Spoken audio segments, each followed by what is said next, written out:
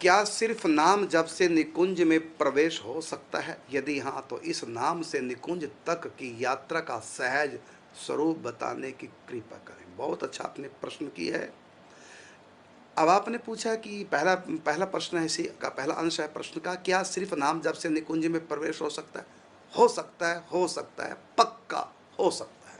कुछ भी और करने की जरूरत नहीं, जरूरत नहीं, जरूरत नहीं, केवल नाम जप। हरेर नाम, हरेर नाम एव केवलम, कलौ नास्तेव नास्तेव नास्तेव गति नंदत। और कोई गति नहीं है, नहीं है, नहीं है, केवल हरि का नाम, हरि का नाम, हरि का नाम। इसलिए आप निशंक विश्वास कीजिए।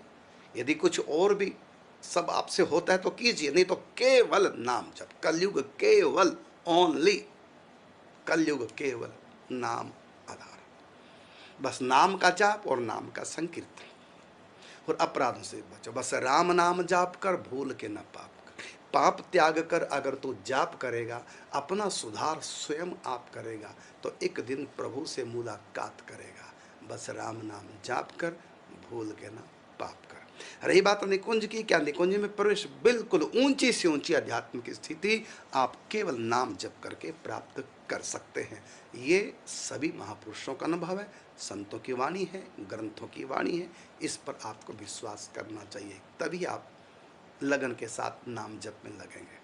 फिर जब आपकी लगन लगेगी, फिर तो भजन कर, तो ऐसा कर भजन करने की हद कर दे, भजन के बल से यमराज का खाता भी रद्द कर दे। पहले आपके पापों का परिमार्जन, आपकी मैल धोएगा नाम, और जब मैल धुल जाएगी तो ही नाम आपको प्रेम के रंग में रंगेगा, और धीरे धीरे यही प्रेम आपका रस में परिवर्तित जब होगा तो निकुंज की प्राप्ति हो जाएगी।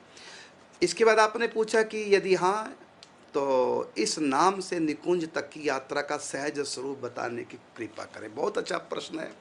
नाम जप से निकुंज, नाम रूप लीला धाम। नाम जप करते करते चित्त का परिमार्जन होगा, फिर रूप प्रकट होगा हृदय में। जब रूप प्रकट होगा, कुछ समय के बाद आप रूप में मगन रहिए, अपने आप ही लीला प्रकट हो जाएगी। और जब लीला प्रकट होगी तो धाम तो प्रकट होगा, क्योंकि लीला तो धाम में ही होगी।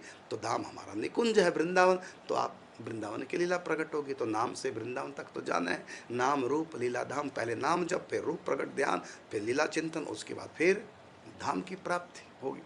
हाँ, मैं कहना चाहूँगा, आपने जो पूछा है, इसका यदि आप विशद वर्णन चाहते हैं, सुनना चाहते हैं, तो सत्संग वर्षा करुणदास ये लिख दो यूट्यूब पर जा कर के। फिर हमारे 8 दिन के प्रवचन हैं इसी चारों को लेकर, नाम रूप लीला और धाम। मतलब नाम जब से लेकर निकुंज तक की यात्रा, वो पूरी 8 दिन की कथा है।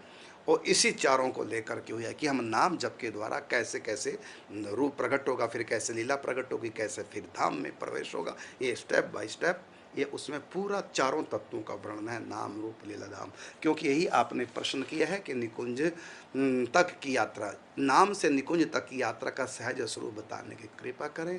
तो उसमें कथा है, पूरी प्रवचन कथा नहीं है। उस कार्यक्रम का नाम एक बार फिर सुनेंगे, सत्संग वर्षा करुण दास। दास का नाम लिखना ना भूलें, लिखें साथ में, क्योंकि सत्संग वर्षा के नाम से और भी कई कार्यक्रम होंगे।